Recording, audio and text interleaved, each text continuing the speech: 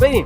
اینجا کالافه یعنی جایی که ای درا پاش باعث تحریک پریدن روی سفینه.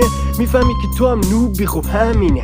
اینجا همه گیمرن، میخوای باشی مثل بات، هیچ کدوم از همتی میاد نمیمونه پات. اینجا کالاف لعنتی پابجی نیستش، خبری از داداشی و آبجی نیستش. اینجا کالافه بکش تا کشته نشی، اینجا نصف اسنایپرن نصف راشی. پینگ بالا داره اینجا بیداد میکنه، تیرای منم داره هی باگ میخوره. همه کنار همن تو مپ خوب خفن، همه فقط میخوان پول بتل پس رو ندن.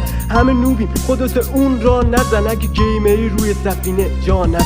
اکتیویژن پاشو یه چند تا باگ بد دارم، اکتیویژن پاشو ریجن هند خوب با هم کجاهاشو دیدی تازه اول باگم. اکتیویژن من این نوبم خب گان بد دارم. اکتیویژن پاشو یه چند تا باگ بد دارم، اکتیویژن پاشو ریجن هند خوب خواهم کجاهاشو دیدی تازه اول باگم. اکتیویژن من این نوبم خب گان بد دارم.